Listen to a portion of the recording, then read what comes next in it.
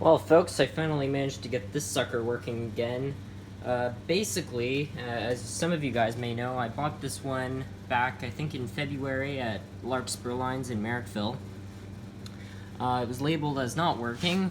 I bought it anyways. It turned out to kind of work, but it was a bit rough. And then I think about a month after I made that video, a YouTuber named Daniel Huck requested that I do a video where I take it apart and clean it and lubricate it and everything.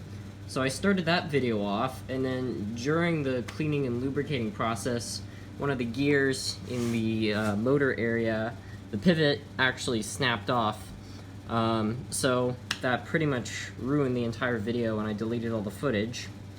And then last night, Daniel Huck was doing a live stream, and that's when I got an idea, which is that I could drill a small hole where the pivot was, and then stick the pivot in the hole, just enough for it to bind on a little bit more, and then put some crazy glue inside of it. So I tried that, and it actually worked. Here it is opened up. This is the pivot that broke.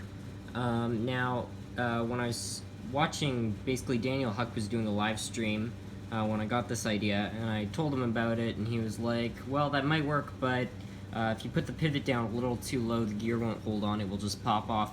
So I just made a very, very small hole, so you can see the pivot's still very close to the top, it's just slightly sunken in, just enough so that the pivot could hang on to this frame, because this frame, I'm not sure what kind of metal it's made out of, but it's not very strong. In fact, I think there was already a crack there, because when I was working on this thing, it popped up like with no pressure. So unfortunately, this metal may have some kind of rot from maybe being lubricated. I'm not entirely sure, to be honest. But I got it kind of working again. I'm not sure how long this is going to last, but it's a solution for now. So now I'm going to show you it running again. So in my Merrickville video, at the end of the episode, I actually did show it running, but it was not very good. So now I'm going to show you it running after it's been cleaned and lubricated and fixed. And as you can see, it's still a little bit spotty, but for the most part, it's a lot healthier. It's still quite noisy, but the electrical pickup is much better. Basically, the wheels were quite dirty, the contacts on the actual inside of the locomotive. So I cleaned those and then added conductive lubricant. And then I did the same to the tender, because the motor's in the tender. And as you can see, it's running a lot better than it was before. Again, I'm not sure how long this is going to last, but for now it seems to be okay.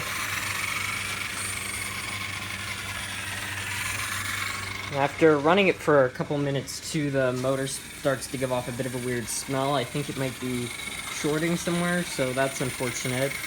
I'm not entirely concerned about that though, because I actually figured out how to rewind motors.